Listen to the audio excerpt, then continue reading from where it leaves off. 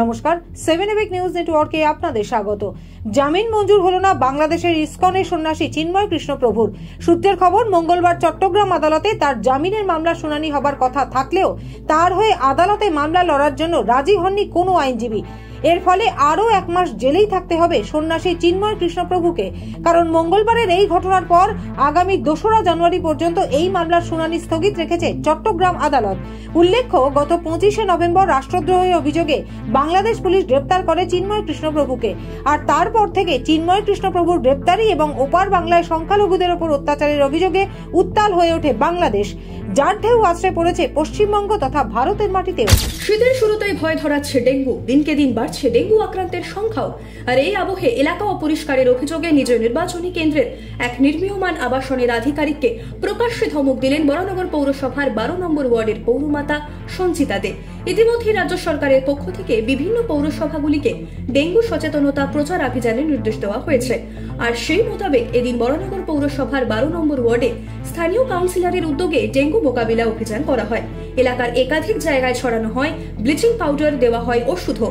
আর সেই অভিযান চলাকালীনই এক নির্মীয়মান আবাসনের আধিকারিককে এলাকা অপরিষ্কার করার অভিযোগে রীতিমতো ধমক দিতে দেখা গেল কাউন্সিলরকে।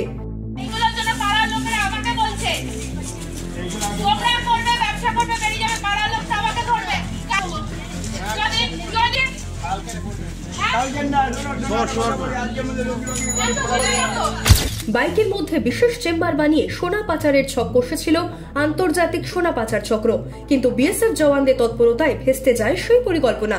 এদিন ভোররাতে ঘটনাটি ঘটে মুর্শিদাবাদের রঘুনাথগঞ্জের বয়রাঘাট বাংলাদেশ সীমান্তে।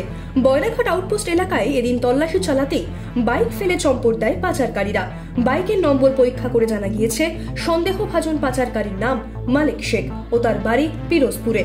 পুলিশ সূত্রে খবর, বাইক থেকে মোট 12টি সোনার বিস্কুট বাজেয়াপ্ত করা হয়েছে এবং সেই সঙ্গে উদ্ধার হওয়া সোনার আনুমানিক বাজার মূল্য 1 কোটিরও বেশি।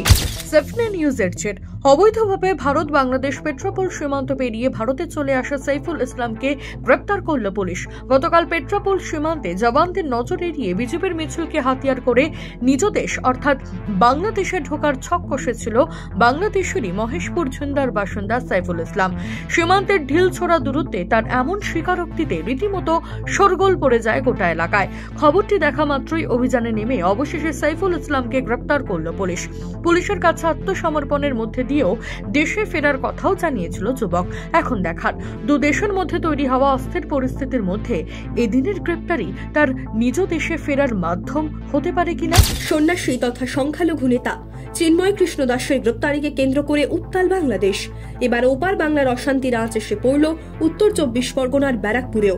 প্রসঙ্গত, বেশ কয়েকদিন ধরেই সংখ্যালঘু নেতা চিন্ময় কৃষ্ণ দাসের নিঃশর্ত মুক্তির দাবিতে এপার বাংলাতেও সংঘটিত হয়েছে একাধিক প্রতিবাদ মিছিল। আর এবার চিন্ময় কৃষ্ণ প্রভুর মুক্তির দাবিতে ব্যারাকপুরে প্রতিবাদ মিছিল বার করলেন বিজেপির লিগ্যাল সেলের প্রতিনিধিরা। ব্যারাকপুর আদালত ভবন থেকে শুরু হয়ে ব্যারাকপুর নগরপাল কার্যালয়ের কাছে গিয়ে শেষ হয় এদিনের মিছিল। বিজেপির মহিলা মোর্চার সভানেত্রী ফাল্গুনী পাত্র সহ অন্যান্য বিজেপি নেতৃত্ব উপস্থিত ছিলেন।